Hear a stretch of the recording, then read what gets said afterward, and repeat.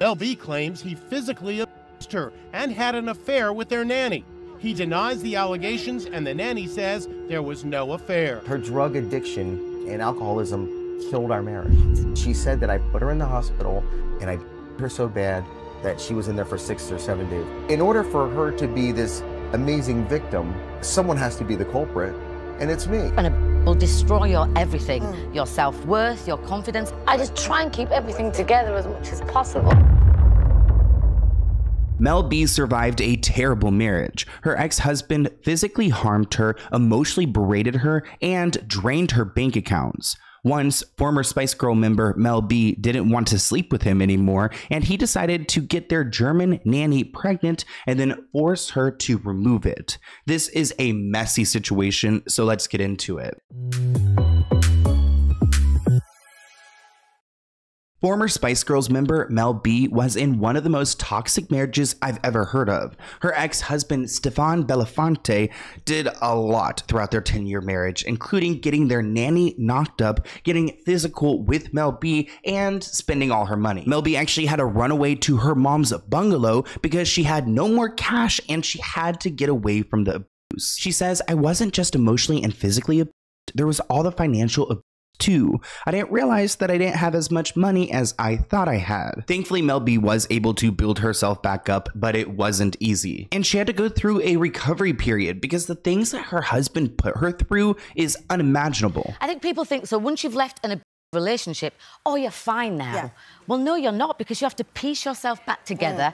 You're riddled with shame and guilt and all this horrible stuff, and you have to start trusting and believing in yourself again. And that takes time, and it will destroy your everything, your self-worth, your confidence. This is such a common theme in relationships where they isolate the person, they convince them that they are in the wrong, and for years Mel B started to lose relationships, started to lose out on work and opportunities, really started to lose herself. The levels of abuse don't just, especially if you stay with them for longer, they start isolating you, so you don't really have any friends, your phone gets monitored, your every move gets monitored, whether you're working or not. And then there's the constant threat of, if you leave me, I'm gonna blackmail you, or I'm gonna tell everybody how crazy you are. Although she was able to hide how terrible her relationship was for so long, she couldn't hide it any longer. The decision to move back home came while the Spice Girls were wowing the UK on their sold-out stadium tour in 2019. Although the shows were profitable, Mel B's proceeds were being spent on legal fees and payments to her ex-husband. So thankfully, Mel B was able to find work after leaving this relationship, which gave her a sense of purpose, but everything she was making was going right back to trying to get freedom from this man. So let's get into some of the allegations that Mel B has made and that Stefan have denied.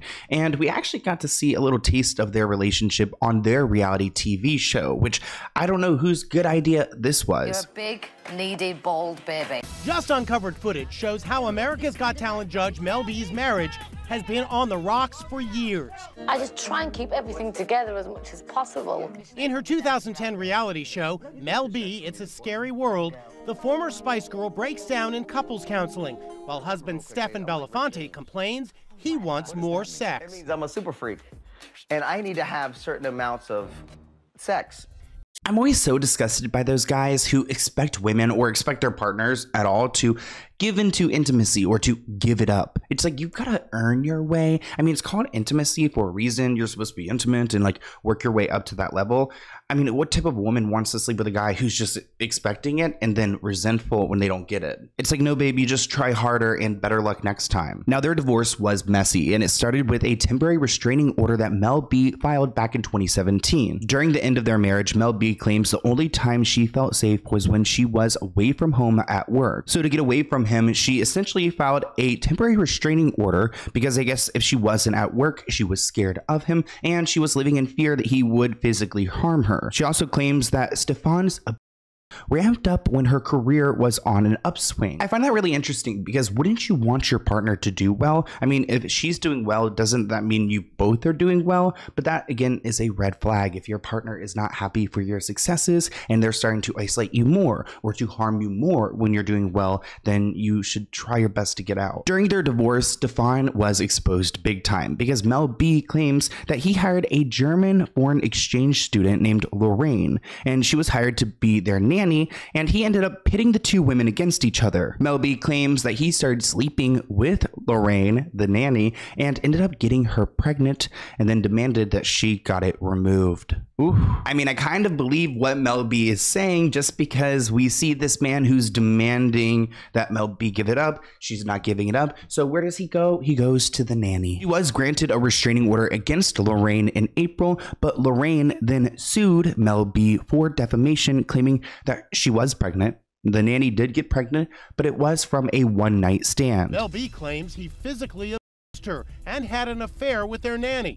He denies the allegations, and the nanny says there was no affair. But Mel B also had disturbing claims about Stefan, claiming that he had drugged her throughout most of their relationship. Mel B now takes the position that she was drugged by Stefan throughout the course of their marriage. But Stefan claims that Mel B's allegations are fake and it's a smear campaign. But Mel B claims that there's receipts saying that Stefan had at least 56 videos, a third which were of a sexual nature, of Mel B, and 90% of those videos were taken without consent. So I guess that Stefan had liked to film them without her consent to, I guess, look over after. But Mel B, I guess she feels like this could be potential blackmail, which I agree. In a lot of celebrity relationships, we see one celebrity more famous than the other, and so sometimes their story is pushed even further. But Stefan made it very clear he wasn't going to back down, and he was going to go to any outlet to try to make Mel B look bad and himself look better. At this point, it's really his word against her word because she hasn't necessarily provided evidence to back up any of her claims. He was a rapist, he drugged you, he you daily, he was a photographer, he was a trafficker. Stephen Belafonte is reiterating the shocking accusations Mel B has leveled at him throughout their bitter divorce battle. Now, this is why I love the court of law, because if Stefan is in the right and Mel B is making this all up, if she was in some psychosis and thought it happened, then he has the ability to go and defend himself over this. Her drug addiction and alcoholism killed our marriage. The only reason I'm talking now is because she's come out with this book. So that allows me now to go after her and finally bring the truth to light because I'm suing her. She's manufactured this whole life of 10 years with no proof.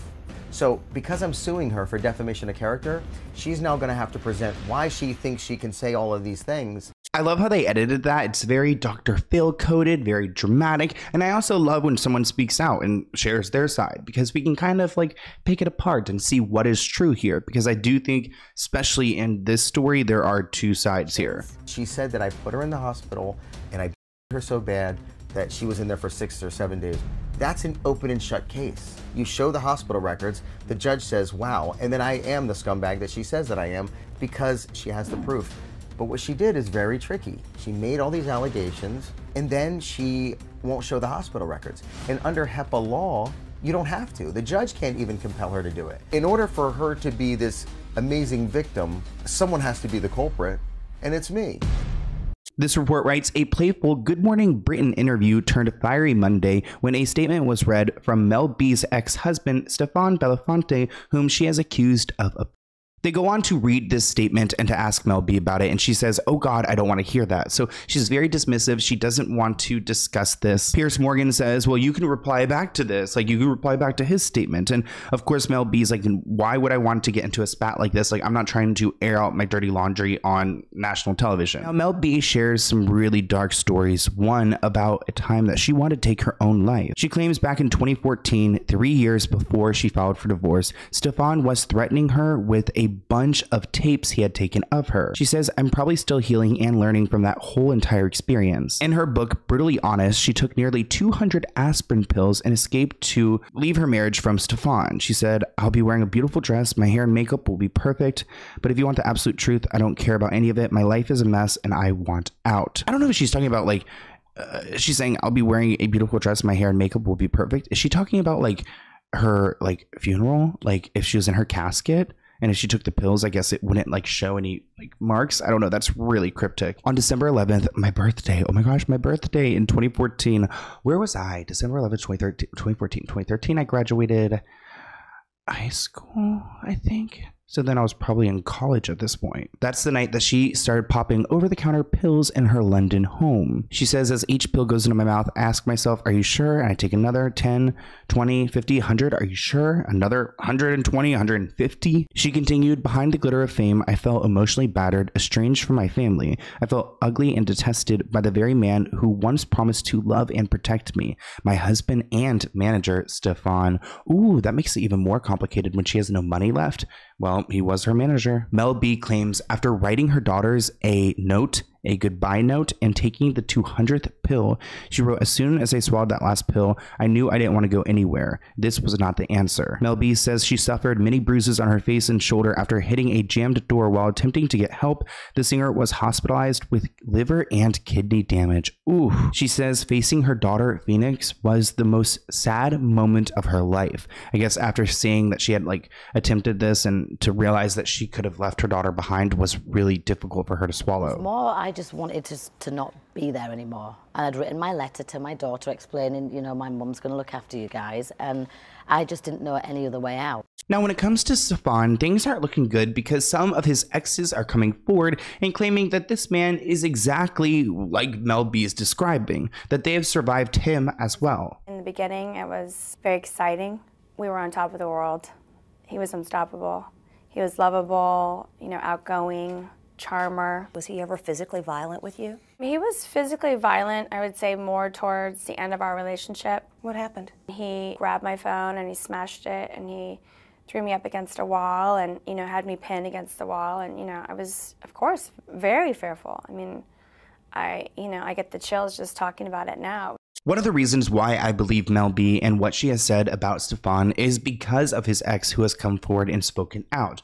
Plus, he does have a criminal past when it comes to getting physical with this same very ex who has spoken out. So multiple women have come forward and said this man is abusive, so we should probably pay attention to that. Belafonte was arrested for domestic battery, according to court documents. He pled no contest and was ordered to attend anger management classes. Contreras' experience echoes what Mel B claims in court papers, including claims that Belafonte placed both of his hands around my neck and began me. He then slammed me down onto the hardwood floor. I mean, him getting on the ground and having his hands around her neck, I feel like that's attempted murder. Shouldn't he go to jail for that? And I'm sure Mel B wasn't fully aware of his past and his criminal past, which I feel like, I mean, of course Mel B didn't meet him on a dating app, but I feel like dating apps, if you have been convicted of domestic violence, you should have a little note, because I dated someone who was convicted of domestic violence, and if I knew that prior, I probably would have been smarter. Well, you know, he's already been criminally charged for domestic violence from a prior relationship before me that I just found out about, you know?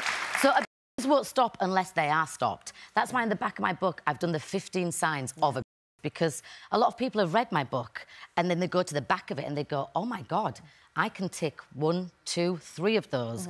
I agree with Mel B that we need to know the warning signs, and by talking about these stories and sharing them more, we're creating the conversation and teaching people who have not been in these situations before what to look out for. So look out for a man who's trying to hire a German foreign exchange student nanny because you're not having sex with him, okay? But in 2018, Mel B was a patron of the Women's Aid and campaigning for survivors of domestic abuse. She says, I'm the voice of all other survivors out there that don't have a voice, that can't be heard, that can't get their point across, especially when it comes to things like trying to change the justice system and trying to enforce more laws that are supportive to people that are coming out of an abusive situation. Kudos to Mel B for that and for staying true to herself and telling her story and fighting her battle in court, because I do think Stefan has every right to defend himself, but she also has every right to tell her story. So I want to hear what you guys think in the comments below. I cannot imagine what she had gone through, and I feel like seeing her story is a great way of reminding yourself that you can get through it and there's more to live for. I mean, she's done so much since then and she continues to do so, and it just shows you that you can continue. And if she had taken her life and Stefan would have won in that way, I don't know. It's just a sick and depressing thought. But I want to hear what you guys think in the comments below, and I'll see you in a new video soon. Bye guys.